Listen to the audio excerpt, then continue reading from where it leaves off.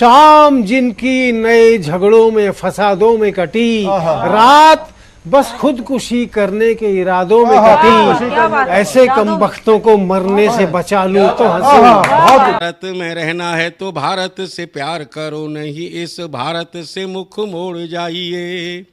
जिस मुल्क के रिवाज रीति नीति हो पसंद, उस मुल्क से ही नेज नाता जोड़ जाइए। एक राजा ने मांग भरी फिर मेरा मस्तक फोड़ दिया, एक राजा ने मांग भरी फिर मेरा मस्तक फोड़ दिया। 5 साल वाला गठबंधन 10 महीने में तोड़ दिया। सुलझा विवाद श्री राम जन्मभूमि वाला, बन रहा मंदिर है जय सिया राम की। नाच नर नारी झूम धरती को चूम चूम, देवगण बोले जय जय अयोध्या धाम की। तुमने गोकुल की गोपियों से अगर क्या बात है। प्रेम का व्याकरण पढ़ा, फर्क नहीं होता है राजा और भिखारी में, दोनों की सांसें काटी हैं समय की तेज कटारी ने। भारत के नौजवानों भारती पुकारती है, भेदभाव छोड़कर साथ साथ आइए। गाँव पे लगी है फिर भारती की लाज, आज सिंहनाद कर सोए राष्ट्र को जगाइए। दोस्तों नमस्कार, मैं डॉक्टर प्रवीण शुक्ल आपको प्रणाम करता हूं। सतमौला कवियों की चौपाल में आपका हार्दिक स्वागत करता हूं। अभी मैं तेरे बच्चे का बाप बनने वाला हूँ, ये देख। ओ फुद्दू, एक गैस से भरा गुब्बारा अपनी माँ को दिखाइयो। लाइफ में कुछ बातों का बचना बहुत मुश्किल, और जब हो साथ सतमौला और उसका चटपटा टेस्ट, तो हर चीज बचेगी आसानी से। सतमौला celebrates the release of Fukrey 3 in theatres near you. CM साहब, हमारे 30 विधायक अपोजिशन पार्टी में चले गए, अब आप सीएम नहीं रहे। सतमौला तो अब नया सीएम कौन बन रहा है? चल सतमौला खाओ, कुछ भी बचाओ। नमस्कार, सतमौला कवियों की चौपाल में आप सभी दर्शकों का हार्दिक स्वागत है। सतमौला कवियों की चौपाल, आपकी अपनी चौपाल। सतमौला कवियों की चौपाल आज 21वें वर्ष में प्रवेश करने जा रही है, यानी जब ये एपिसोड आपके बीच में होगा 15 अगस्त आ चुका होगा। 15 अगस्त 2004 से चल रही है अनवरत यात्रा आगे भी अनंत काल के लिए चलती रहेगी। इसका एक कारण है, वो कारण है आपका हमें मिलता हुआ प्यार और आशीर्वाद, और हमारे शो पे जो कवि आते हैं वो आपकी उम्मीदों पे खरे उतरते हैं। आपकी जो भावनाएं हैं, राष्ट्र चिंतन की बात है, वो अपनी कविताओं में करते हैं। एक बार पुनः जोरदार ताली के साथ हम स्वागत करें सभी का।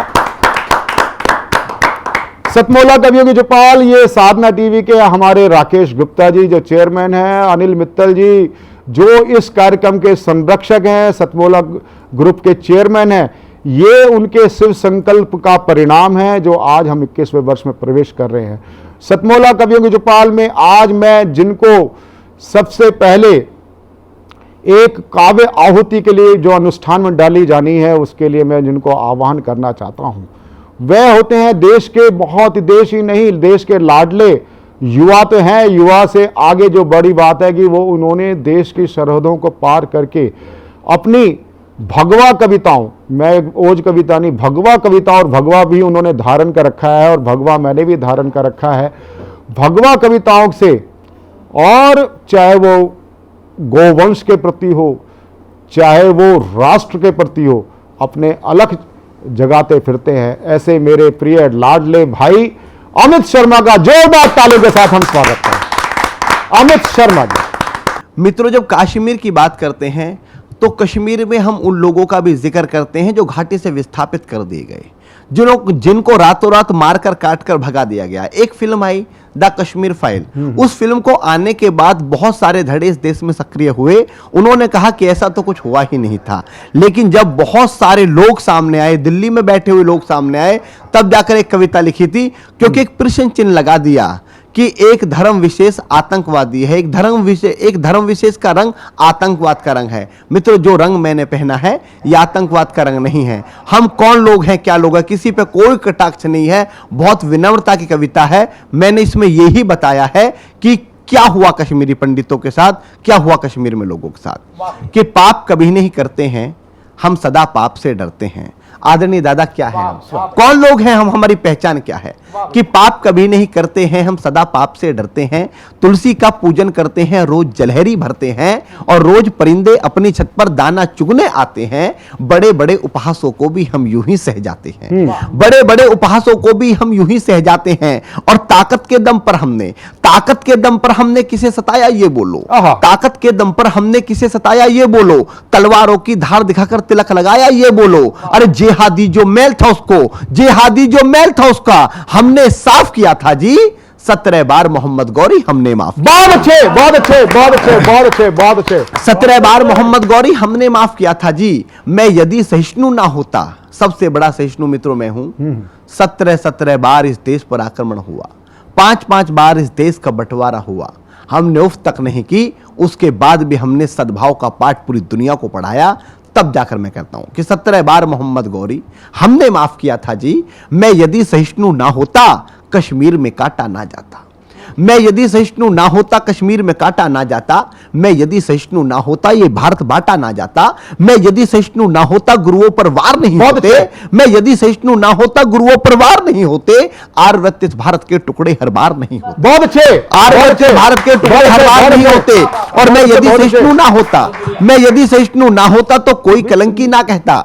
मैं यदि सहिष्णु ना होता तो कोई कलंकी ना कहता। संसद के गलिहारे में भगवा आतंकी ना कहता। मैं यदि सहिष्णु ना होता, तंबू में यदि सहिष्णु ना होता, हिंदू बदनाम नहीं होते।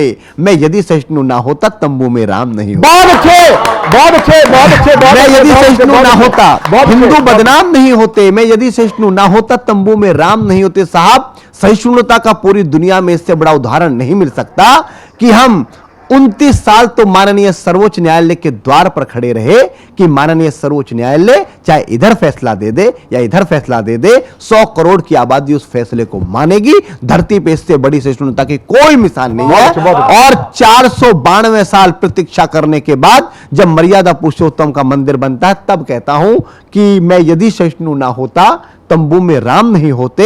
और लगता है तुम हिंदुस्तान कंगाल बनाकर मानोगे, सारा भारत कश्मीर बंगाल बनाकर मानोगे। और ना तंत्र काम में आता है, ना मंत्र काम में आता है। जो शीश काटते दुश्मन का वो यंत्र काम में आता है। 7 लाख कश्मीरी पंडित कश्मीर से भगा दिए। तिलक लगाने वालों के भी होश ठिकाने लगा दिए। मां को काटा, बहन को लूटा, वो चुपचाप खड़े रहे।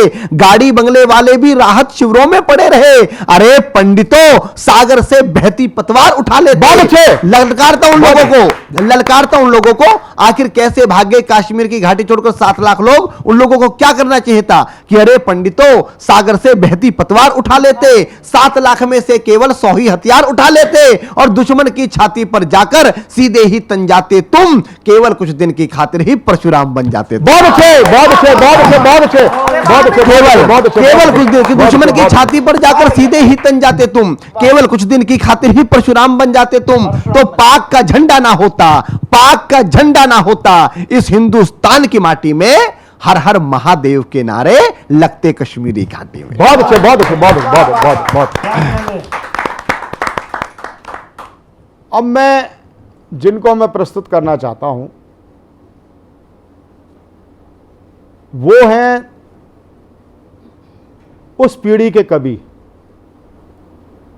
उस समय के कवि जब मेरे पूज्य पिताजी काव्य मंचों पे थे। मेरे पूज्य पिताजी आर्य समाज के प्रसिद्ध प्रचारक रहे और जिनके स्मृति में हमने एक कार्यक्रम प्रारंभ किया, सतमोला कवियों की चौपाल, आचार्य जगदीश आर्य। आप सुप्रसिद्ध देश के राष्ट्रकवि थे। आज तो कई श्रेणियां हो गई हैं, राष्ट्रकवि तो बहुत पीछे रह गया है, लेकिन राष्ट्रकवि थे हमारे पूज्य पिताजी आचार्य जगदीश आर्य। उनका सुप्रसिद्ध गीत था, बुलबुलो गर तुम्हारा चमन लुट गया, चहचहाने बताओ कहाँ जाओगे। और जिस समय वो उनकी भुजा फड़कती थी ना, और गीत गेयता के माध्यम से वागीश दिनकर जी साक्ष्य हैं। वागीश जी, आप मेरे पिताजी के साक्ष्य हैं। मैं आपके पूज्य पिताजी आचार्य रामनाथ सुमन जी का साक्षी हूं। मैं आचार्य रामनाथ सुमन जी को मैंने साक्षात सुना। संस्कृत के प्रकांड पंडित, विश्व हिंदू परिषद के प्रमुख नेताओं के साथ, उनका जब प्रमुख खुद वो नेता थे, मैंने उनकी संस्कृत की कविताएं सुनी हैं, मैंने उनको साक्षात सुनने का सौभाग्य प्राप्त हुआ। उनके यशस्वी सुपुत्र वागीश दिनकर जब काव्य मंचों पर आप उतरते हैं तो एक प्रारंभ में बिल्कुल पिन ड्रॉप साइलेंस हो जाता है, लेकिन उसके बाद जब आपकी कविता के अंगार बरसते हैं तो भुजाएं फड़क उठती हैं। ऐसे अंतर्राष्ट्रीय स्तर पर व्याप्त हमारे कवि बंधु वागीश दिनकर जी का हम हार्दिक स्वागत करें। वागीश दिनकर जी, आप सबका अभिनंदन करता हूं। ये स्वातंत्र मास है, उसकी बधाई भी आपको देता हूं। पर कुछ वेदना भी लेकर आता है ये मास। जब आता है याद वर्ष 47, जी भर आता है। जब आता है याद वर्ष 47, जी भर आता है। लाखों हिंदू बंधुओं की हत्या की याद दिलाता है। बहुत अच्छे, बहुत अच्छे। लाखों हिंदू बंधुओं की हत्या की याद दिलाता है। मिला हमें स्वातंत्र, किंतु मां की प्रतिमा के खंड हुए। मिला हमें स्वातंत्र, किंतु मां की प्रतिमा के खंड हुए। कटा शीश कश्मीर पंचनद बंग असम भुजदंड कटे। कोटि कोटि जन जन्म जन्म के लिए विदेशी कहलाए। देखें कौन प्रभंजन बनकर इन्हें रुईसा छितराए। बहुत अच्छे, बहुत अच्छे, बहुत अच्छे, बहुत अच्छे, बहुत अच्छे। देखें कौन प्रभंजन बनकर इन्हें रुईसा छितराए। आज सौभाग्य से आपका अपना शासन है। एक समय था जब देश हिंदू, किंतु हिंदू बोलना अभिशाप हो गया। आज भी तो है, आज भी ऐसी स्थिति है। हिंदू शब्द को सांप्रदायिक बताया जाता है। मित्रों, हिमालय के ही को ले लीजिए, सिंधु के इंदु को ले लीजिए, दोनों को मिला दीजिए, आखिर हिंदू शब्द बनता है। बहुत। संसद में किसी भी प्रकार की कोई परिभाषाएं गढ़ी जाती रहती हो, हिंदू को सांप्रदायिक बताया जाता हो, हिंसा करने वाला बताया जाता हो, पर मैं कहना चाहता हूं अपनी संस्कृत का एक विद्यार्थी होने के नाते, हिन माने हिंसा, दू माने काटने वाला। जो हिंसा करे उसे पकड़ करके जो बिल्कुल करे वो हिंदू। राहुल भाई सुन लो, वो है हिंदू। यह माना मेरे मैं कहने से मेरा अहम उभरता है। यह माना मेरे मैं कहने से मेरा अहम उभरता है। अपने मुख से अपना गौरव गाने में गर्व झलकता है, लेकिन जब मुझको मेरा ही अपना अपमानित करता है तो मेरे स्वाभिमान का सोया सिंह स्वयं जग। बहुत अच्छे, बहुत अच्छे, बहुत अच्छे, बहुत अच्छे, बहुत अच्छे, बहुत अच्छे। यहां उत्तर प्रदेश में बैठने वाला एक नेता जब इस प्रकार की भाषा बोलता है, मुसलमानों न घबराओ खुदा की शान बाकी है, अभी इस्लाम जिंदा है, अभी कुरान बाकी है, ये काफिर क्या समझते हैं जो अपने दिल में हंसते हैं, अभी तो करबला का आखिरी मैदान बाकी है। जब ऐसी पंक्तियां बोली जाती हैं तो आज साधना के माध्यम से, सतमोला के कवियों की चौपाल के माध्यम से यदि इन पंक्तियों का उत्तर नहीं दिया जाएगा तो बिल्कुल। इसीलिए उस ऐसी पंक्तियों का उत्तर देना चाहता हूं आप सभी राष्ट्रवादी बंधुओं की ओर से, सारी इस चौपाल से, इस महनीय चौपाल से इन पंक्तियों का उत्तर देना चाहता हूं। प्रवीण जी, आपके इस कार्यक्रम में यह जो तप लगा है ना, जो पीढ़ियों का तप लगा है, वह खाली न जाए, इसलिए इन पंक्तियों को उत्तर देना आवश्यक है।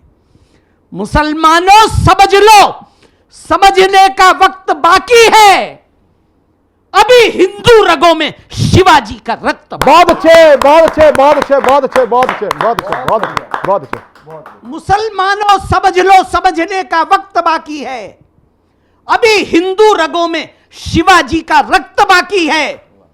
समझने के लिए कुछ वक्त देना इसकी आदत है। नगर समझे समझ लो, फिर न कोई वक्त बाकी। बहुत अच्छे, बहुत अच्छे, बहुत अच्छे, बहुत अच्छे, बहुत अच्छे। चलोगे चाल मिलकर तो तुम्हें सिर पर बिठाएंगे। आहा, चलोगे चाल मिलकर तो तुम्हें सिर पर बिठाएंगे।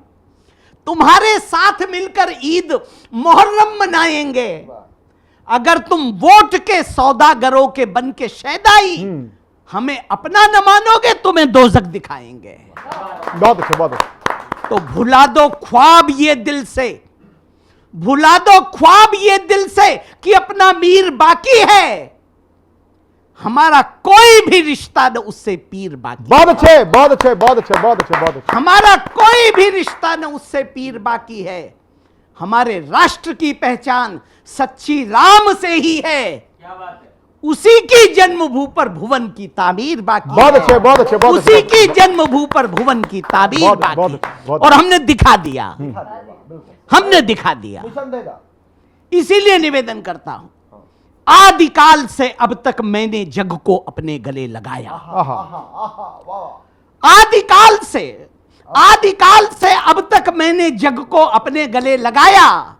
निराहार रह रहकर मैंने गैरों को भोजन करवाया। निराहार रह रहकर मैंने गैरों को भोजन करवाया।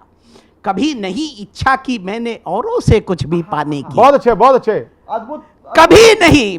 प्रिय अमित बैठे हैं, मेरी अनुजा प्रियंका बैठी हैं, इस कार्यक्रम के सूत्रधार भाई प्रवीण जी बैठे हैं, मेरे बराबर में स्वयं हास्य के एक अद्भुत रचनाकार प्रिय भाई वेद जी बैठे हैं।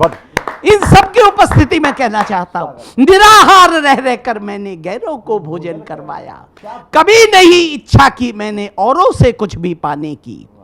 कभी नहीं धमकी दी मैंने धर्म किसी का छुड़वाने की। बहुत अच्छे, बहुत अच्छे। कभी नहीं धमकी दी मैंने धर्म किसी का छुड़वाने की।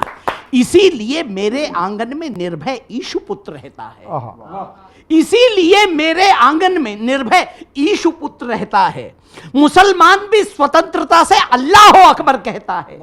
कभी किसी को धमका करके हमने धर्म नहीं छुड़वाया। उल्टे रोटी बेटी तक भी दे करके सम्मान बढ़ाया। किंतु हमारे दया भाव को किंतु हमारे दया भाव को ये कायरता ही कहते हैं। देखो नीचों की बेशर्मी फिर भी भारत में रहते हैं। बहुत अच्छे, बहुत अच्छे, बहुत अच्छे, बहुत अच्छे, बहुत अच्छे। किंतु देखो नीचों की बेशर्मी फिर भी भारत में रहते हैं। क्षमा भाव से मौन रहे हम, सहकर गौरी के घातों को, और शांत हो रहे देखते सोमनाथ पर आघातों को। उसका ही परिणाम हुआ यह भारत मां को कटवा डाला। हमने फिर भी यही सोचकर मुंह पर डाले रखा ताला। मुसलमान हिंदू शब्दों पर जब ये भारत बट जाएगा सदा सदा के लिए, तभी तो सारा झगड़ा मिट जाएगा। तो बाहरे भारत के नेताओं, बाहरे भारत के नेताओं, पाल लिया फिर भी सांपों को। वाह वाह अमित समझना। वहरे भारत के नेताओं, वहरे भारत के दर्शकों को समर्पित करता हूं। ये अग्नि का मास है, इसीलिए आपको इस अग्नि महीने में समर्पित करता हूं। वहरे भारत के नेताओं, पाल लिया फिर भी सांपों को। ये भारत को क्या छोड़ेंगे, काट दिया अपने बाप। बहुत अच्छे, बहुत अच्छे, बहुत अच्छे, बहुत बहुत बहुत बहुत बहुत। ये भारत को क्या छोड़ेंगे, काट दिया अपने बापों को। सब कुछ सहते युग बीते हैं, सहने की भी सीमा होती। अधिक रगड़ लगने से देखो अनल प्रकट चंदन में होती। बनते हैं जो आज सूरमा, कहो वीरता कहां दिखाई। इनके कायरपन की अब भी देता है इतिहास गवाही। जब मुगलों ने इनके मुंह पर थप्पड़ जरा जोर से मारा, राम छोड़कर लगे लगाने अल्लाह अकबर। बहुत अच्छे, बहुत अच्छे, बहुत। राम छोड़कर लगे लगाने, राम छोड़कर लगे लगाने अल्लाह अकबर का नारा। कभी किसी को धमका करके हमने धर्म नहीं छुड़वाया। उल्टे रोटी बेटी तक भी दे करके सम्मान बढ़ाया। राम छोड़कर लगे लगाने, राम छोड़कर लगे लगाने अल्लाह अकबर का नारा। अतः जगह हिंदुत्व देश का, अतः जगा हिंदुत्व देश का, अब इतिहास नया गाएगा। देखे कौन दशानंद बाबर कैसे अवधपुरी आएगा। कह दो गौरी से भारत में अब न कोई जयचंद मिलेगा। बहुत अच्छे, बहुत अच्छे, बहुत अच्छे। कह दो गौरी से भारत में अब न कोई जयचंद होगा। शब्द भेदने वाला तो चौहानी सर यहाँ बहुत अच्छे, बहुत अच्छे। तो महाराणा के वंशधरों ने, महाराणा के वंशधरों ने उठा लिया अब कर में भाला।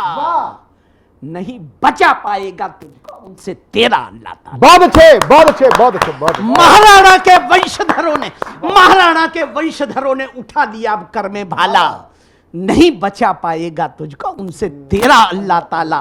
भागो भागो आने वाले हैं अब मेरे वीर हरि सिंह नलवा। मारो भागो भागो भागो भागो आने वाले हैं अब मेरे वीर हरि पंडित जी, भागो आने वाले हैं अब मेरे वीर हरि सिंह नलवा। मार मार कर देशद्रोही का क्षण में कर डालेगा हलवा। मार शिवा की भूल गए, मार शिवा की भूल गए, ये सबको गांधी ही जाना है। जाग गए हैं सुभट मराठे तो कठिन तो इनका बचपन। बहुत अच्छे, बहुत अच्छे। बजरंगी दल, बजरंगी दल रामशिला लेकर अवधपुरी गया था। देखा कौन दशानन बाबर कैसे वहां पर रुक पाया था। मेरे महारुद्र की शिवसेना लेकर त्रिशूल चलेगी। अगर रोकने का दुस्साहस किया प्रलय की ज्वाल जलेगी। अगर बाबरी कहा किसी ने जीभ खींच करके रख देंगे। नीच बाबरों के शोणित से हिंद महासागर, बहुत अच्छे, बहुत अच्छे, बहुत नीच बाबरों के शोणित से हिंद महासागर भर देंगे। अगर हिलाई अंगुली भी तो भुजा काट करके रख देंगे। अगर हिलाया शीश किसी ने उसको धड़ से अलग करेंगे। अगर हिलाया शीश किसी ने उसको धड़ से अलग करेंगे। अतः भूलकर राम भूमि को, अतः भूलकर श्याम भूमि को, अतः भूलकर विश्वनाथ भूमि को, अतः भूलकर इस केंद्रित भूमि को जो भी जब भी मार्च करेगा इसके भक्तों का क्रोधानल तभी उसका दहन करेगा। तभी उसका दहन करेगा, तभी उसका दहन करेगा। ये थे वागेश दिनकर जी। और वागेश दिनकर जी की कविता के साथ मुझे एक दृष्टांत मैंने अभी कहीं पढ़ा। और आज का सोशल मीडिया का ज़माना को, सोशल मीडिया पे दोनों तरह की बातें आती हैं, अच्छी भी आती हैं, प्रेरक बातें भी आती हैं, निरर्थक बातें भी आती हैं। आज अगर मैं कहूँ अमित भाई भी उस चीज़ की अलग जगा रहे हैं, वागेश जी भी अलग जगा रहे हैं और कई हमारे काव्य संगठन भी अलग जगा रहे हैं। आज मंचों पर जो वस्तुतः स्थिति है कि ऐसा नहीं कि मैं मंचों पे नहीं हो सकता था, मंच की जो प्राथमिकताएं हैं उसमें हम फिट नहीं बैठते। मंच आज बड़े बड़े जो कवि हैं बड़े दुर्भाग्य के साथ बोलना पड़ता है। आज अगर मिर्जापुर 3 फिल्म आती है तो सब हो हल्ला कर रहे हैं कि ये फिल्म पर रोक होनी चाहिए, इसका विरोध होना चाहिए। लेकिन इस स्थिति के जिम्मेदार कौन है? इस स्थिति के जिम्मेदार कहीं ना कहीं हम हैं। हमने ऐसे कवि को मंच से क्यों नहीं उतार दिया? जहां एक मंच संचालक संचालन करते हुए ड्राइंग रूम में बैठ करके उठ करके कवि और कवित्री दोनों बेडरूम वाली कविताएं करने लगे, छेड़खानियां होने लगे और छीटाकसी होने लगे। ऐसी छीटाकसी जो बेडरूम में भी वो नहीं हो सकती। आज मंच को प्रदूषित करने का कार्य हम में से सभी कर रहे हैं ना। हम सुधरेंगे, हमें स्वयं अपने हाथ में झाड़ू लेनी होगी, इसकी सफाई करनी होगी अपनी वाणी से। और मेरे इस शो पे इस बात का सौभाग्य रहा है कि मेरे अगर शो पे कोई ऐसा कवि हाथ से आ भी गया, मैंने तुरंत उसको मना कर दिया, भाई ये कविता आपकी यहाँ पर नहीं होगी। कहते मेरे पास इसके अलावा कुछ नहीं। मैंने ठीक है कोई बात नहीं, धन्यवाद। लेकिन मेरा सौभाग्य रहा है कि आज 20 वर्ष कंप्लीट करके जब हम 21वें वर्ष में आ रहे हैं, 20 वर्ष से 21 वर्ष से जिनका हमारा सीधा नाता वागीश दिनकर जी के साथ बैठे हैं, वो हैं वेद प्रकाश वेद। वेद प्रकाश वेद ना वो चाटुकार कवि हैं ना वो चारण कवि हैं। उनके पास अगर है तो हास्य है, और अगर हास्य है तो मुझे राजेंद्र राजा जी की कुछ पंक्तियां याद आती हैं। हाई कमान ने भैया जी को पार्टी से निकाल दिया, पर भैया जी ने भी हार न मानी, झट पान की दुकान लगा। ये देख मेरी श्रीमती बड़े दुख स्वर में बोली, भैया जी पहले देश की सत्ता कोठी बंगला कार से चलाते थे और आज पान की दुकान लगा रहे हैं। मैंने कहा अरे बेवकूफ, ये पहले भी चूना लगाते थे और आज भी चूना लगा रहे हैं। वे प्रकाश वे। बहुत बहुत आजकल क्या है, सीसीटीवी का ज़माना है। आपकी हर हरकत कैमरे में कैद हो जाती है, मोबाइल में कैद हो जाती है। और राजनीतिक लोग कुछ इस तरह बेशर्म हो गए हैं कि उनकी सारी हरकतें कैमरे पर वो मानने को तैयार नहीं होते, कहेंगे कि अभी जांच चल रही है। इसी यही भूमिका है, कविता भी यही है, इतनी कविता है। और मैंने एक व्यंग का टुकड़ा लिया है, प्रवीण भाई देखिएगा, अमित ध्यान देना। महाधूर्त नेता से जब पूछा उसके कृत्यों को लेकर सवाल, महाअपराधी नेता से जब पूछा उसके अपराधों को लेकर सवाल, आप मुझे अपराधी नहीं कह सकते, अभी जांच चल रही है, कहकर गया टाल। और जाकर बोला अपने बाप से, देखा बापू जांच का बहाना लगाकर किस तरह टरका दिया चुपचाप से। बाप गलती से ईमानदार था, बाप गलती से ईमानदार था, बोला तुम्हारी ये बात बहुत खल रही है, मुझे बापू मत कहो, अभी जांच चल रही है। बहुत अच्छे, बहुत बहुत बहुत। और अभी तो रावण दिल्ली आया। मैं सच्ची बात बता रहा हूँ भाई, आजकल के YouTube चैनलों की कसम एकदम सही बात है। हाँ, तो उसका क्या हाल हुआ, किस संगत में फंस गए, क्योंकि कई बार आदमी गलत संगत में भी फंस जाता है। वो मुझे ध्यान है, एक आदमी बहुत ज़्यादा पीकर गिरता पड़ता हुआ घर पहुंचा। अगले दिन पत्नी ने पूछ लिया, कल कहाँ से इतनी पीकर आया था? कहने लगा कुछ नहीं, कल मैं गलत संगत में फंस गया। पत्नी ने कहा किनके साथ बैठ लिया? बोला हम 4 दोस्त थे, 1 बोतल थी, 3 पीते नहीं थे। हाँ, तो आदमी ऐसी संगत में भी फंस जाता है। तो रावण का जो हाल हुआ वो सुनिएगा। लोग ऐसी बात कर रहे हैं, हमारे नेता आजकल रावण को भी मात कर रहे हैं। ये बात उड़ते उड़ते रावण तक पहुंची तो रावण बौखला गया। अपने से भी बड़े महारथियों के दर्शन करने वो लंकापति, वो दशानन आनन फानन में सीधा दिल्ली आ गया। अपने से भी बड़े महारथियों के दर्शन करने वो लंकापति, वो दशानन आनन फानन में सीधा दिल्ली आ गया। स्टेशन के बाहर आते आते घटना घट चुकी थी, ओला करने के पैसे भी नहीं बचे थे, अगले की जेब कट चुकी थी। बहुत अच्छे, बहुत बहुत बहुत बहुत। निराश मायूस लंकेश, चेहरे पे उदासी, मन में क्लेश लिए वो मुझसे टकराया। बोला भाई साहब, आप भारतीयों के हाथ जोड़ते हैं, आपकी तरक्की देखकर तो हम भी शर्मा गए। त्रेता में नाक काटने से चले थे, कलयुग में जेब काटने त्रेता में नाक काटने से चले थे, कलयुग में जेब काटने पर आ गए। वो तो भला हो मंदोदरी का 100 का नोट अलग से अंटी में फंसा दिया था, वरना खाने के भी पैसे नहीं बचते, मुझे तो मरवा दिया था। बहुत अच्छा, बहुत। मुझे क्या पता था सीता को चुराकर राम का दिल दुखाने के मुझे ये फल भोगने पड़ेंगे कि मैं फलों को तरफ जाऊंगा। मेरी समझ में नहीं आ रहा इन 100 रुपए में मैं भला क्या खाना खाऊंगा। बहुत अच्छा। मैंने कहा राम को क्यों इल्जाम दे रहे हैं, राम को सताने वाले तो मजे ले रहे हैं। और अगली पंक्तियों पर आप सबका स्नेह चाहता हूं। मैंने कहा राम को क्यों इल्जाम दे रहे हैं, राम को सताने वाले तो मजे ले रहे हैं। वो त्रेता होगा जहां राम को सताने पर मातम पुरसी मिलती है। ये कलयुग है रावण डार्लिंग, यहां राम को सताओगे तो कुर्सी मिलती है। बहुत अच्छा, बहुत बहुत बहुत बहुत बहुत अच्छा, बहुत। और रही बात खाना खाने की, तो चिंता मत कर, सामने ढाबे में 70-80 रुपए में बहुत बढ़िया थाली मिल जाएगी, तेरी तबीयत खिल जाएगी। जा, मैं इंतजार कर रहा हूं, तू खाकर आ। रावण ढाबे में गया और जब बाहर आया तो अगले के कपड़े और मुंह दोनों उतरे हुए थे। मैंने कहा क्यों रावण, कपड़े क्यों उतार लिए? बोला उतार नहीं लिया, ढाबे वाले ने उतरवा लिए। मैंने कहा तुम्हारे पास तो 100 रुपए का नोट था। सुनते ही रावण रुआंसा हो गया, पर किसी तरह अपने आंसू रोक लिए। कहने लगा मैं क्या करता।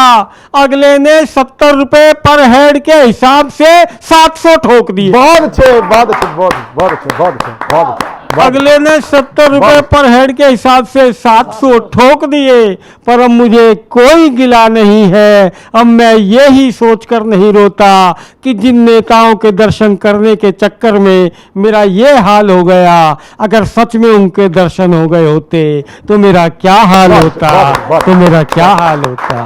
ये थे भाई वेद प्रकाश वेद। अब मैं ऐसी कवित्री को मैं प्रस्तुत करने जा रहा हूं। ये हमारे अखंड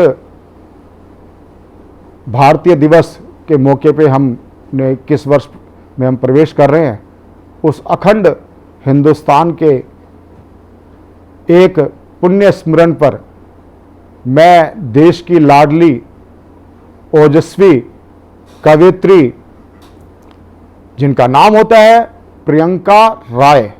प्रियंका राय देश भर में जानी जाती है अपनी ओजस्वी वाणी से, चाहे वो शिव वाणी हो, चाहे वो शिव का तांडव हो, चाहे वो प्रभु श्री राम को याद करती हैं, चाहे वो कृष्ण को याद करती हैं, तो साक्षात सारे देव उतर के उनकी कविता सुनने के लिए जैसे आ उमड़ते हैं। जरा जोरदार ताली के साथ प्रियंका राय। मैं एक गीत पढ़ना चाहती हूँ, आत्मस्वाभिमान, आत्मसम्मान और पूरे हिंदुस्तान के नाम और भारत की तमाम बेटियों के नाम एक गीत के साथ जोड़ना चाहती हूँ। आप सभी जुड़िएगा, अच्छा लगेगा, सुनेगा। उससे पहले, उस गीत से पहले एक छंद पढ़ना चाहती हूँ जो मुझे बहुत प्रिय है।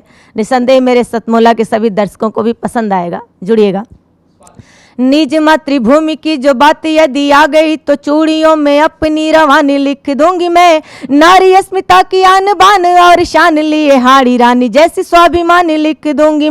राजधर्मिता को मान कर दे जो पुत्र दान, पन्ना धाय माई की कहानी लिख दूंगी मैं। एक शब्द में यदि कहो जो शौर्य लिखने को, झांसी वाली रानी मर्दानी लिख दूंगी मैं। झांसी वाली रानी मर्दानी लिख दूंगी मैं। झांसी वाली रानी मर्दानी लिख दूंगी मैं। और आइए एक गीत पढ़ती हूँ नारियों के सम्मान के नाम, भारत के सम्मान के नाम। सत्य सनातन इस दुनिया की सतत पुजारी हूँ। सत्य सनातन इस दुनिया की सतत पुजारी हूँ। हाँ मैं नारी हूँ, हाँ मैं नारी हूँ। वेद ऋचाएं लिखने वाली घोषा और अपाला हूँ। माता दुर्गा, काली, लक्ष्मी आदि सुंदरी बाला हूँ। विस्मित हुआ देख जो अकबर वो चिंगारी हूँ। विस्मित हुआ देख जो अकबर वो चिंगारी हूँ। हाँ मैं नारी हूँ, हाँ मैं नारी हूँ। कैसे बना अपना भारतवर्ष कि शकुंतला ने भरत जना फिर भारत देश महान हुआ। तारा ने जब आंचल फाड़ा द्रवित पूरा शमशान हुआ। शकुंतला ने भरत जना फिर भारत देश महान हुआ। तारा ने जब आंचल फाड़ा द्रवित पूरा शमशान हुआ। जिद पर जब आ जाऊं तो यमराज पे भारी हूँ। जिद पर जब आ जाऊं तो यमराज पे भारी हूँ। हाँ मैं नारी हूँ, हाँ मैं नारी हूँ। धर्म रक्षा हित मात कई सी हठ धर्मी हूँ। पति विरह को हंसकर सहने वाली उर्मी हूँ। 14 वर्ष जो वन में बिता दे वो सुकुमारी हूँ। 14 वर्ष जो वन में बिता दे वो सुकुमारी हूँ। हाँ मैं नारी हूँ, हाँ मैं नारी हूँ। तीनों लोक के स्वामी को राधा ने नाच नचाया। एक द्रौपदी के अपमान ने महाभारत करवाया। तीनों लोक के स्वामी को राधा ने नाच नचाया। एक द्रौपदी के अपमान ने महाभारत करवाया। पति संग जो नेत्रहीन हुई वो गांधारी हूँ। पति संग जो नेत्रहीन हुई वो गांधारी हूँ। हाँ मैं नारी हूँ, हाँ मैं नारी हूँ। दिनकर भैया, वेद भैया सुनेगा कि यशोधरा ने गौतम जी को बुद्ध बना डाला। कालिदास जड़ बुद्धि को प्रबुद्ध बना डाला। मैं विदुषी विद्वोत्मा का उल्लेख कर रही हूँ कि यशोधरा ने गौतम जी को बुद्ध बना डाला। कालिदास जड़ बुद्धि को प्रबुद्ध बना डाला। रामचरित तुलसी ने रच दी जब फटकारी हो। रामचरित तुलसी ने रच दी जब फटकारी हो।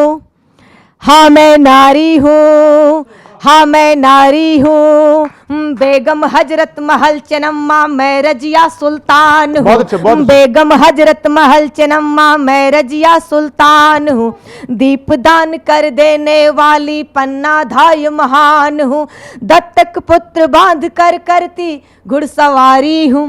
बहुत अच्छे, बहुत अच्छे। हाँ मैं नारी हूँ, हाँ मैं नारी हूँ। गीत का आखिरी बंद पूरी तमाम विश्व की महिलाओं को समर्पित करती हूँ। और आज हमने देखा कि ओलंपिक में भी हमारी बेटी ने शुभारंभ किया और ओलंपिक में 2 मेडल लाने वाली वो प्रथम भारतीय महिला बनी। तब पूरे सम्मान के साथ ये बंद पढ़ती हूँ, सुनेगा कि सभी क्षेत्र में आज बराबर का मेरा अधिकार है। नारी नहीं किसी से कम माना ये संसार है। सभी क्षेत्र में आज बराबर का मेरा अधिकार है। नारी नहीं किसी से कम माना ये संसार है। बनकर मेरी काम चुनौती को स्वीकारी हूँ। हाँ मैं नारी हूँ, बहुत अच्छे, बहुत अच्छे, बहुत हाँ अच्छे, मैं बहुत अच्छे, नारी बहुत अच्छे, बहुत अच्छे, बहुत अच्छे, हूँ। बहुत अच्छे। सत्य सनातन इस दुनिया की सतत पुजारी हूँ। हाँ बहुत मैं बहुत नारी अच्छे, बहुत अच्छे, बहुत हूँ, अच्छे। हाँ ये मैं नारी ये थी प्रियंका राय।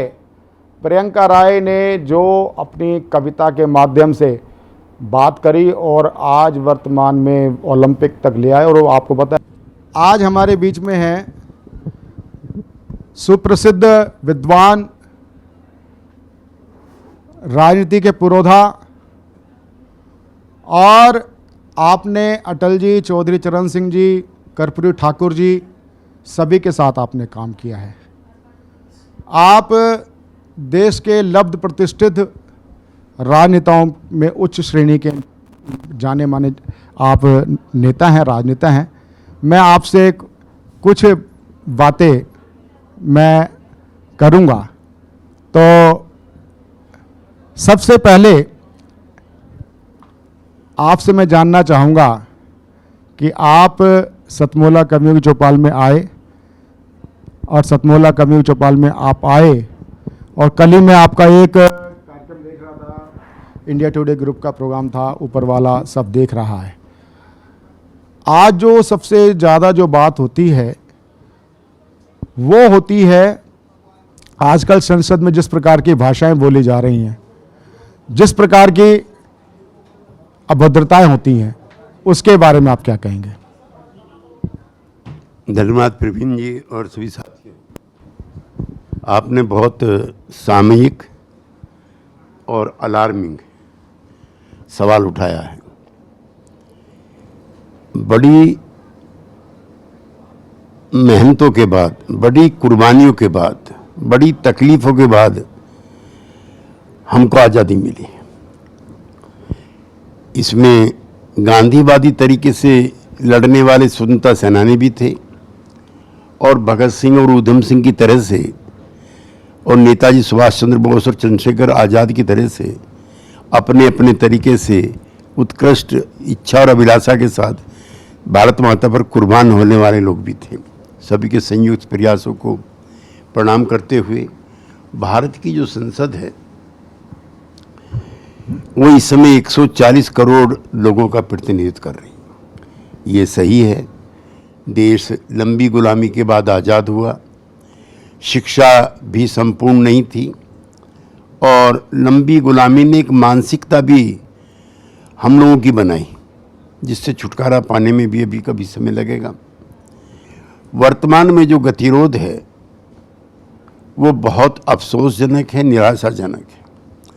संसद बनी ही बहस के लिए थी, और लोकतंत्र की पहली शर्त है असहमति, कि हम आपसे भिन्न राय रखते हैं। इसमें न ईर्ष्या है, न विद्वेष है, न नफरत है, न बदले की भावना है, वरना फिर तानाशाही में और लोकशाही में कुछ फर्क नहीं बचेगा। हमें तर्क के साथ विनम्रता पूर्वक अपनी बात कहनी है। जिसको सत्ता पक्ष को सुनना है और निराकरण करना है। और संसद चलाने की जिम्मेदारी एक की नहीं, हमें दोनों को बराबरी जिम्मेदारी दी गई है। उनको सुनाने की, तर्कपूर्ण तरीके से उनको सुनने की और समाधान करने की। इधर पिछले कुछ दिनों से जो गतिरोध है वो दुर्भाग्यपूर्ण है। एक तो इससे हमारे सांसदों की छवि खराब हो रही है, दूसरा जो बिल हैं वो बगैर बहस के पास हो रहे जो नहीं होने चाहिए। ये भी संविधान में निर्मित है कि कोई भी बिल अगर संसद में आएगा, पक्ष और प्रतिपक्ष दोनों तर्क करके उसको दूर करने का प्रयास करेंगे। तीसरा और एक बड़ी बात, विपक्षी दल जब ज्यादा हाय हुल्ला मचाते हों उनको ये सोचना चाहिए कि गतिरोध जो है वो शासक दल के पक्ष में जाता है, उनके पक्ष में नहीं जाता। बहुत जी एक चीज और है। एक लगता है कि एक नरेंद्र मोदी जी ने, प्रधानमंत्री जी ने एक शब्द का निर्माण किया, वो किया आंदोलन जीवी। और जब भी चुनाव नजदीक होते हैं, चाहे किसी राज्य के या केंद्र के, किसान आंदोलन खड़ा हो जाता है। आप चौधरी चरण सिंह जी के साथ सतत आपने कार्य किया है। आप चौधरी चरण सिंह जी के दर्शन से भी आप जानकार हैं। आप उनके पथ चिन्हों पे चलने वाले व्यक्ति हैं। आज जो किसान आंदोलन है और जो वस्तुतः चौधरी चरण सिंह जी की सोच थी, उसमें कितना फर्क है? नहीं, वो तर्कों के आधार पर इन समस्याओं को परिभाषित करते थे। उन्होंने किताबें भी लिखी, लेख भी लिखा और संसद विधानसभा में भी सवाल उठाए।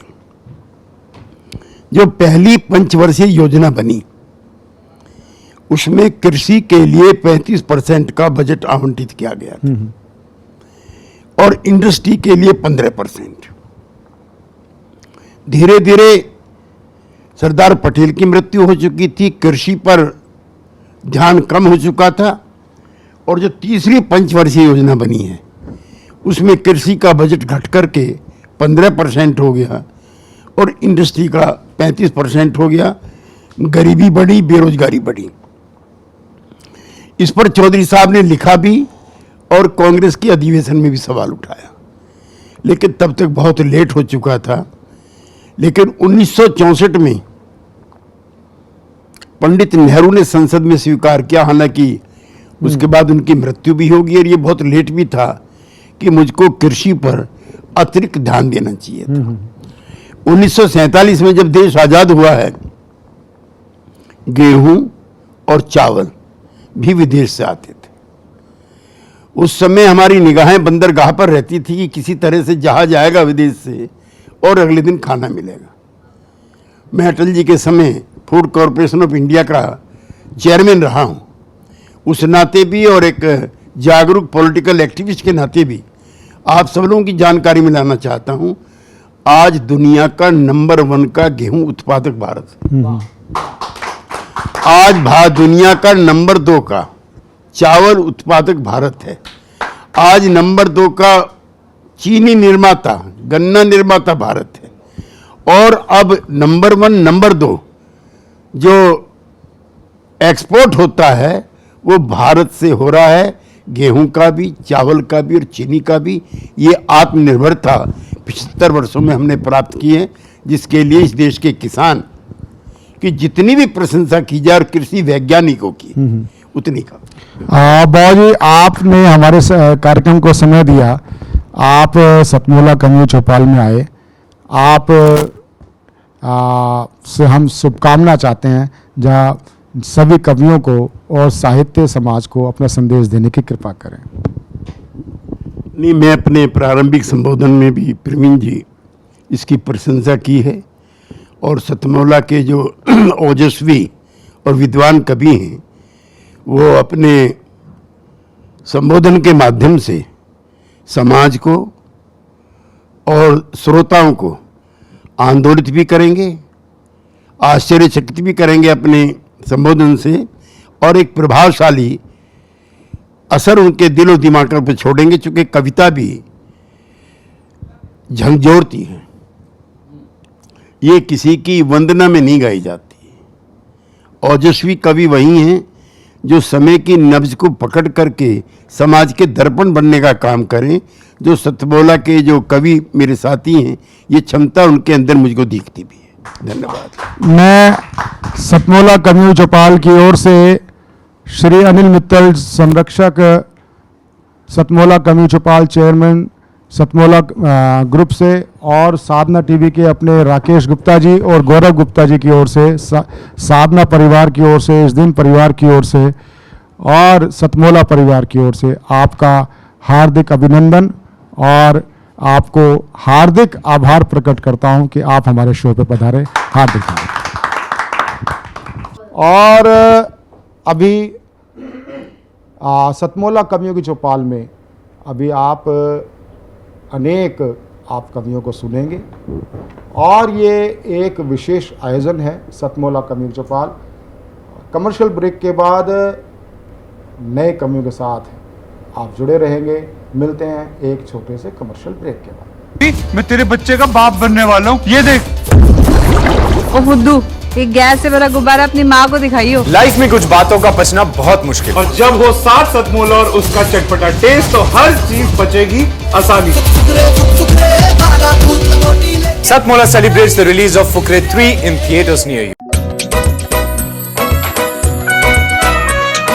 हर पल मस्ती और रंगीन विद सतमोला नमकीन, इससे बेटर है नथिंग। सतमोला नमकीन डिफरेंट टेस्ट है बेमिसाल, पनीर भुजिया भी कमाल, इसके टेस्ट के सब शौकीन। हाँ सतमोला नमकीन, सतमोला स्वीट्स एंड नमकीन, इससे बेटर है नथिंग। हाँ सतमोला नमकीन। और अब मैं एक ऐसी लाडली बिटिया जिसकी एक कविता काव्य जगत में बुलेट ट्रेन की तरह चल रही है, और कविता के मैं बोल नहीं बोलूंगा, मैं सीधा उस कविता की रचयिता हमारे मित्र राष्ट्रीय कवि संगम दिल्ली के पदाधिकारी हैं पंडित नमन, हमारे साथी हैं पुराने, उनकी सुपुत्री हैं। और ये बड़ा ही अच्छा एक संदेश जाता है कि हमारी एक पीढ़ी से दूसरी पीढ़ी में कविता स्थानांतरित हो रही है। या जोरदार ताली के साथ नेहा शर्मा।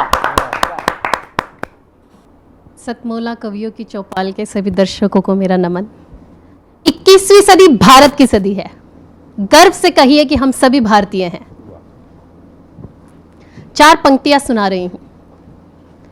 मेरा भारत प्यारा भारत, दीन दुखी का सहारा भारत, सुंदर सबसे न्यारा भारत, दुनिया के आंखों का तारा भारत, देव जहां आने को तरसे,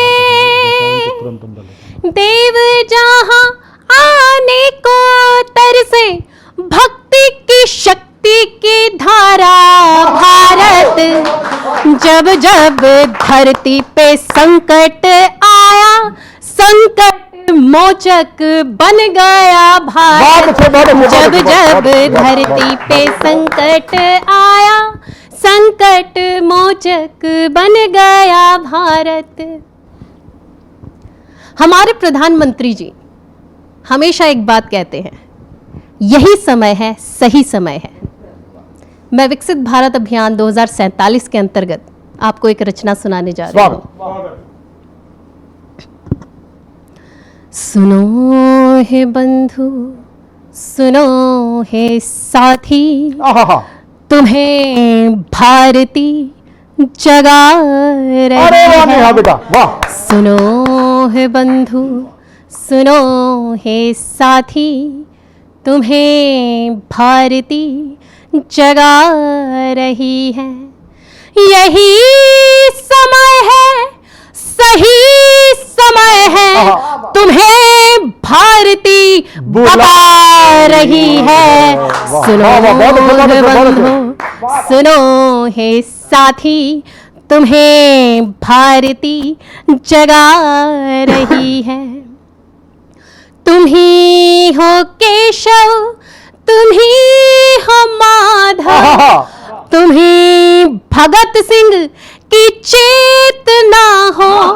तुम ही हो केशव, तुम ही हो माधव, तुम ही भगत सिंह की चेतना हो।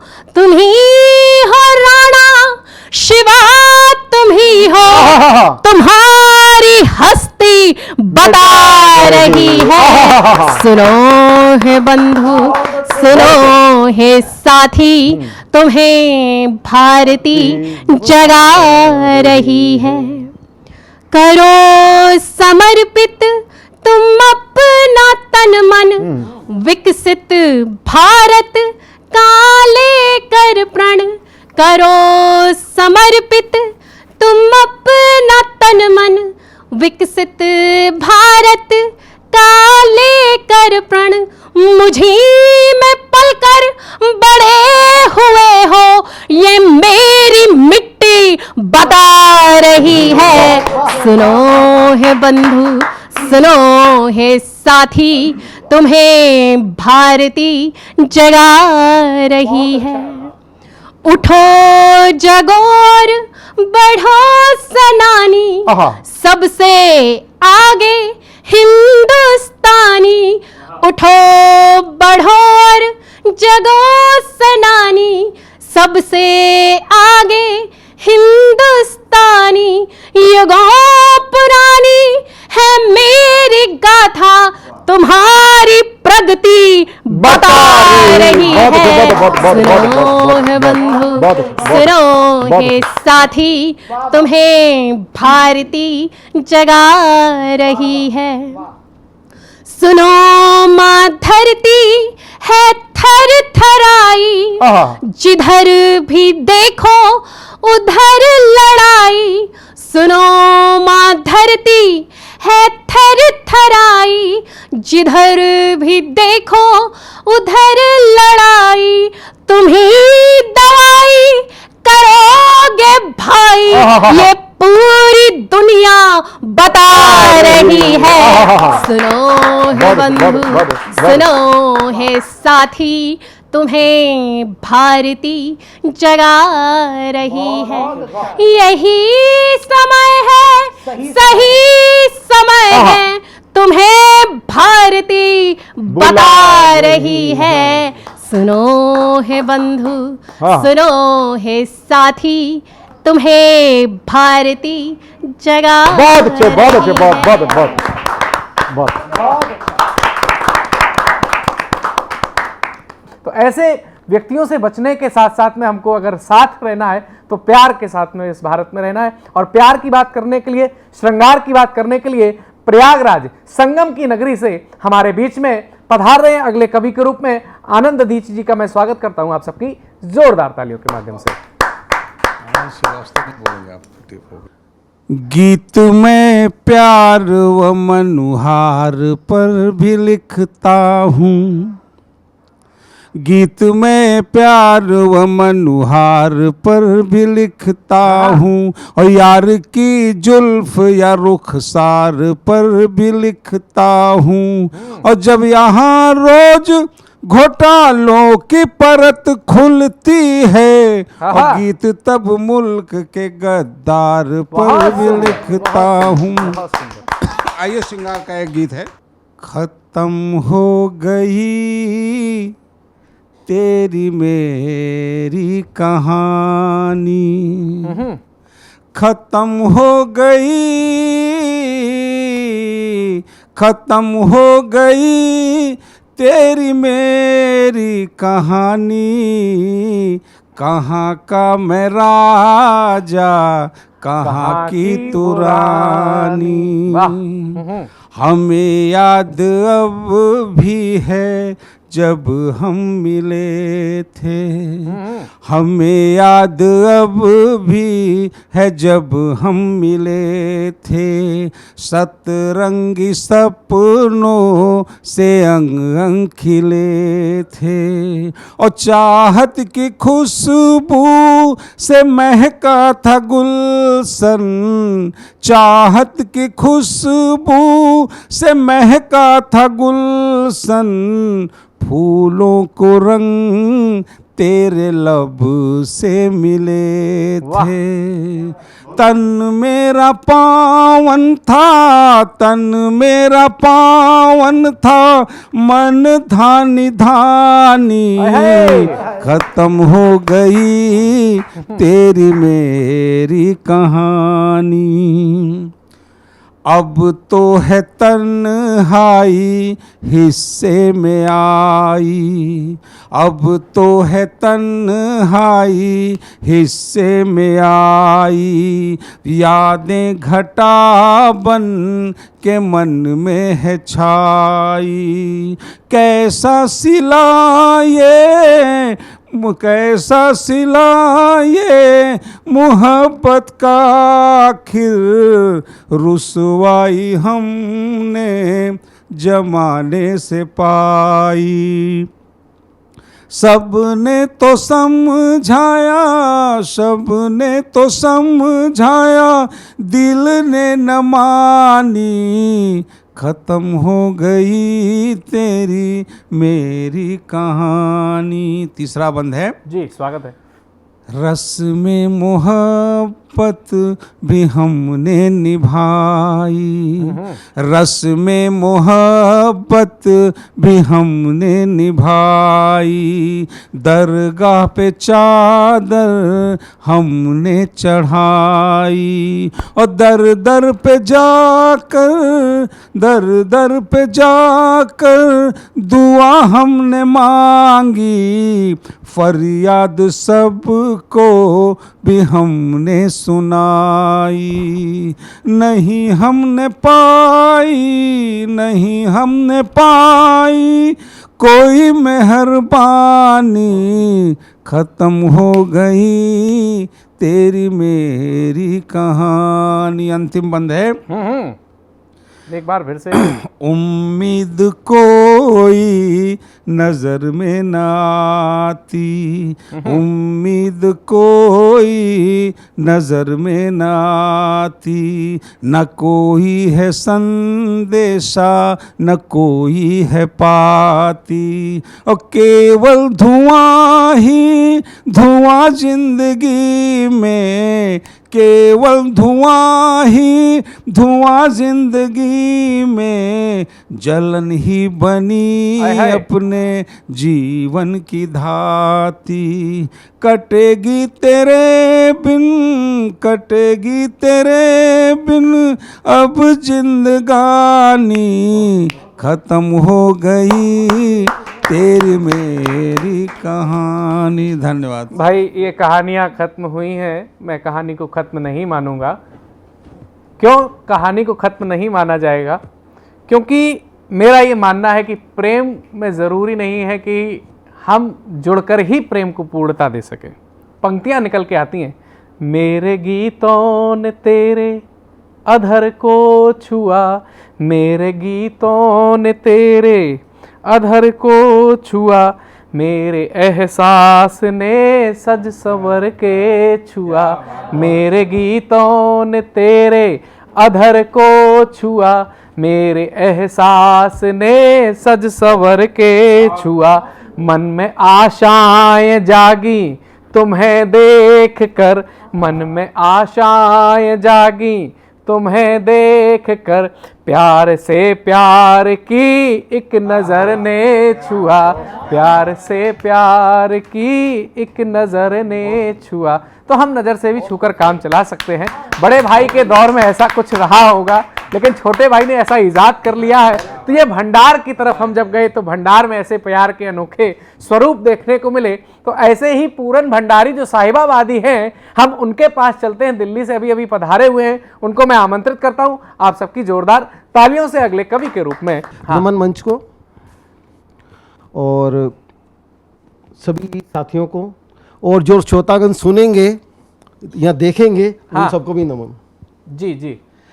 खून को अपने कभी पानी ना बनने दूंगा, खून को अपने कभी पानी ना बनने दूंगा, जीते जी बिसरी कहानी ना बनने दूंगा। देखिए, खून को अपने कभी पानी ना बनने दूंगा, जीते जी बिसरी कहानी ना बनने दूंगा, जाना जाऊंगा सदा जिंदा दिली के लिए, जाना जाऊंगा सदा जिंदा दिली के लिए, मुर्दा परस्तों की पटरानी ना बनने दूंगा। वाह, क्या बात है, इस उम्र में यह जोश।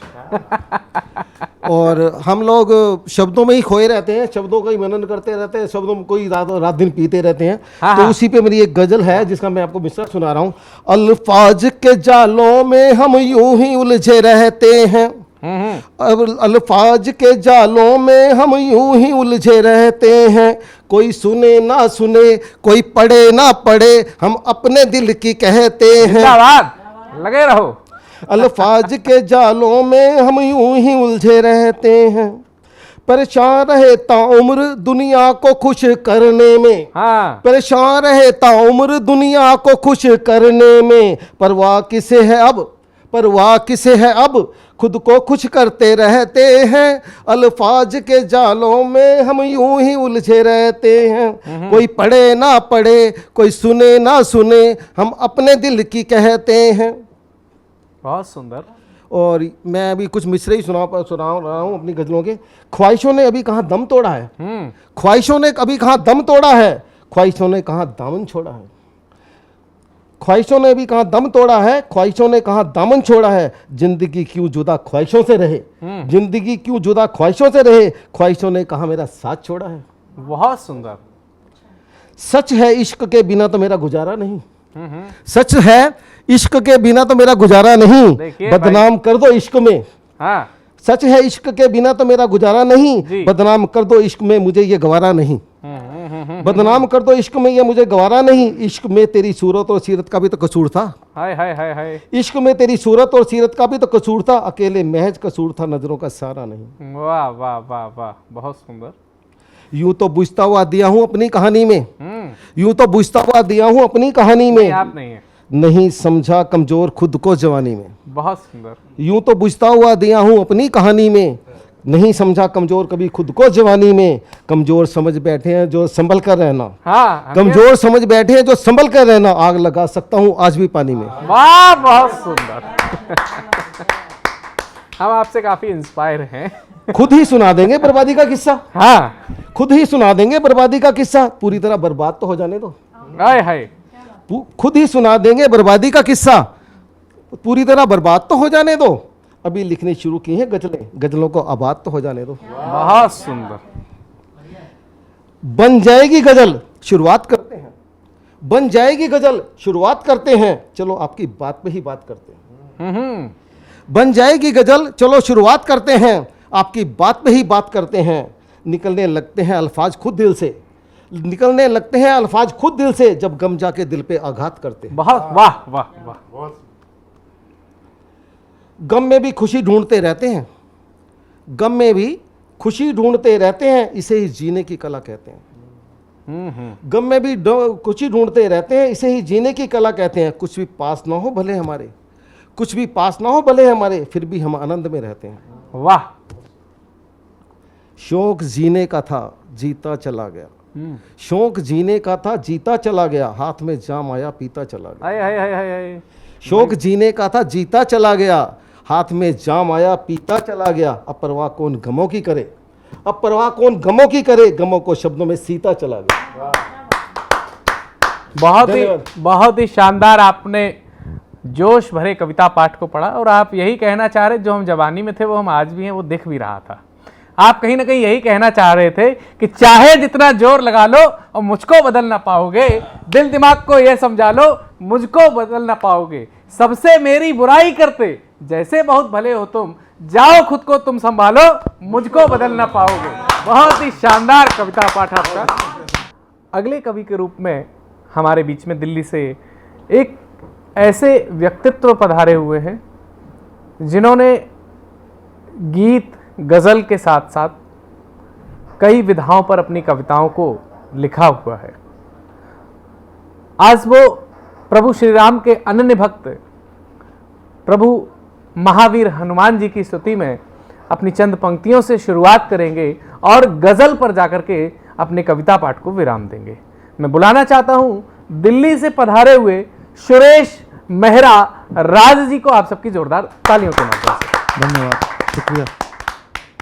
प्रभु राम जी भक्तों में कहें आपको महान, प्रभु राम जी भक्तों में कहें आपको महान, जय जय तुम्हारी अंजनी के पुत्र हनुमान, जय जय तुम्हारी अंजनी के पुत्र हनुमान।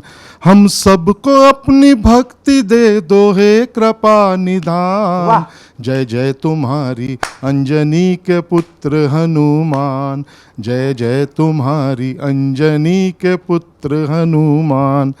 पाताल से श्री राम और लखन को बचाया, अहि रावण को मार के मिट्टी में मिलाया। संसार में कोई भी नहीं आप सा बलवान, जय जय तुम्हारी अंजनी के पुत्र हनुमान। धन्यवाद जी, धन्यवाद। बहुत चार पंक्तियां जी माँ की प्रशंसा में आप सभी सुने। छाया देती हमें धूप सहकर, छाया देती हमें धूप सहकर, माँ के जैसा नहीं कोई सुंदर, माँ के जैसा नहीं कोई सुंदर। जिंदगी यूं जिए जैसे तरवर, जिंदगी यूं जिए जैसे तरवर, माँ के जैसा नहीं कोई सुंदर। छाया देती हमें धूप सहकर, माँ की पूजा करो एहतराम, माँ के कदमों में है चारों धाम।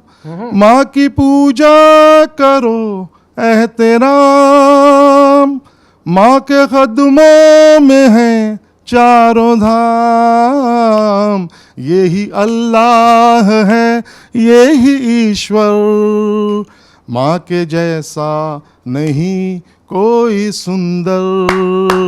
छाया देती हमें धूप सहकर। और इसी क्रम में जी गजल का एक मतलब दो शेर देखें। हाँ हाँ फरमाइएगा।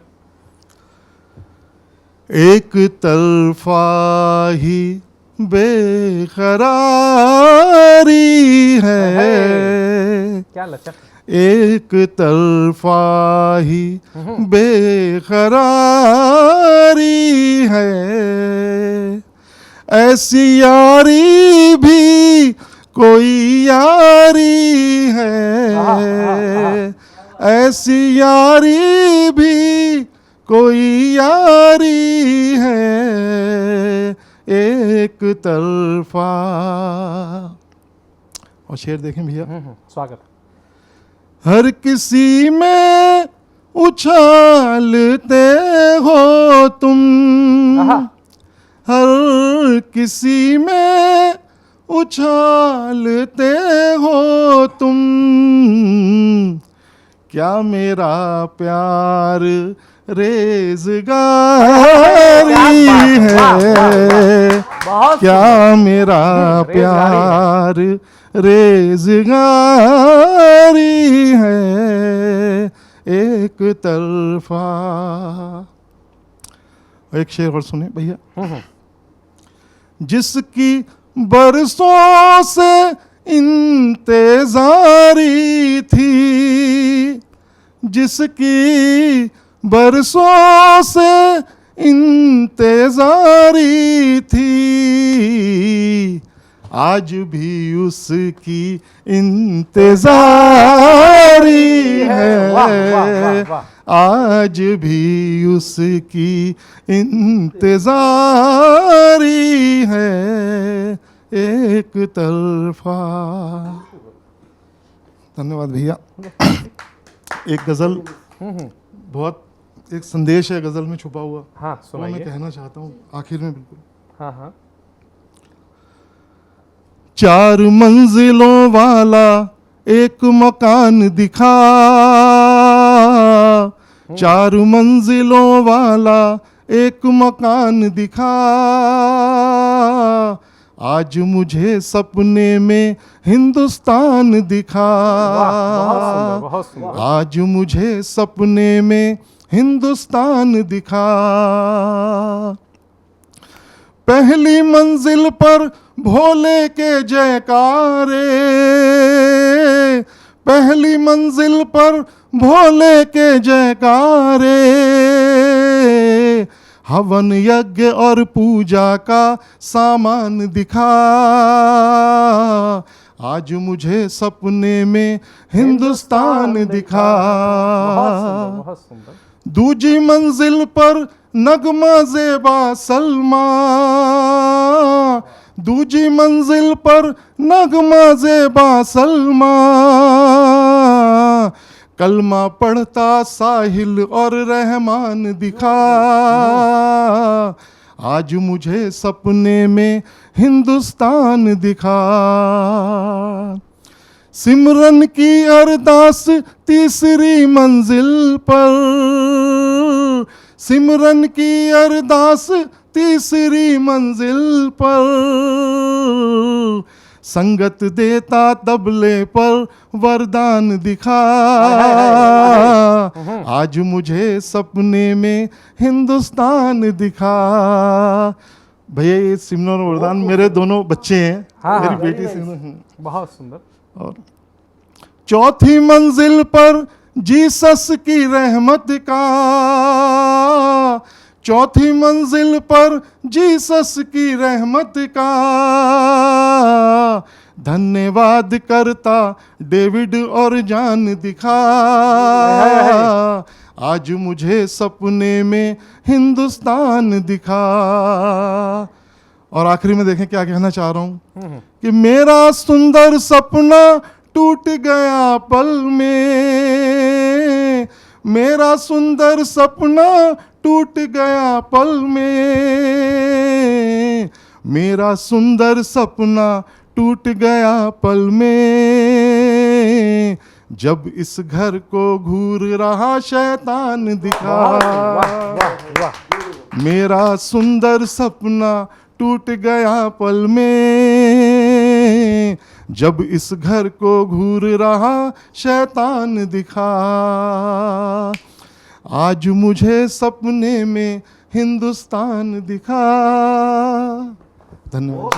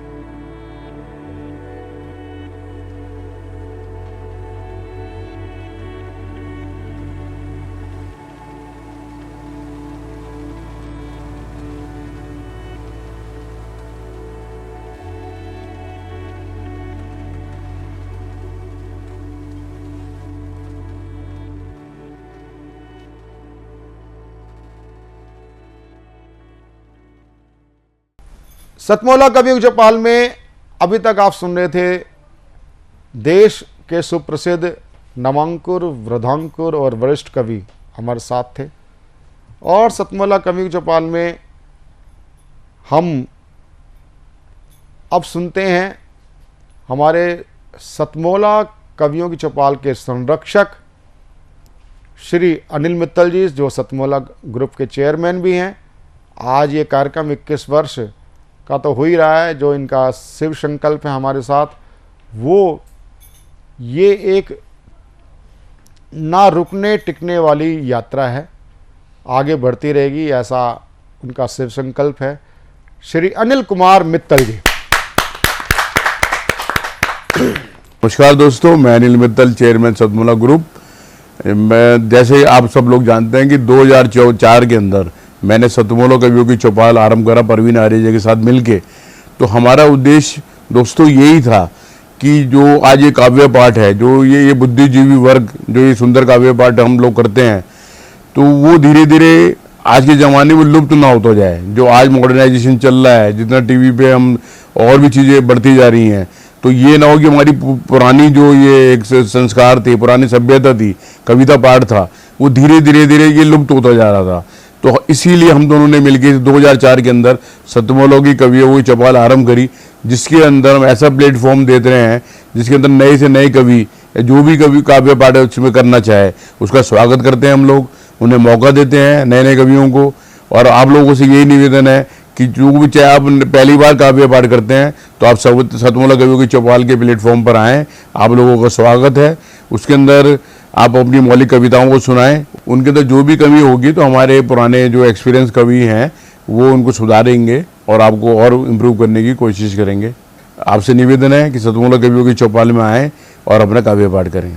सतमोला कवियों की चौपाल जो 21 वर्ष की हुई है, उसका कारण हमारा परस्पर आपस में विश्वास है। यदि आप भी टीवी शो में, हमारे टीवी शो में काव्य पाठ करना चाहते हैं तो टीवी स्क्रॉल पर चल रहे नंबर 9711182183 पर हमें व्हाट्सएप करें। हमारी समन्वयक टीम आपसे तुरंत संपर्क करेगी।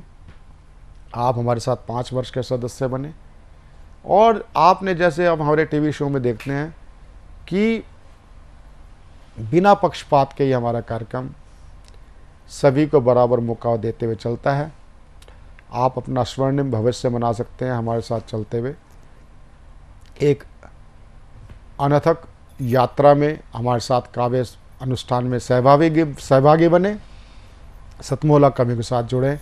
और सतमोला कवियों की चौपाल के सभी दर्शकों का भी हार्दिक धन्यवाद कि आपके प्यार और स्नेह आशीर्वाद से हम 21 वर्ष पूरे कर सके। धन्यवाद, नमस्कार।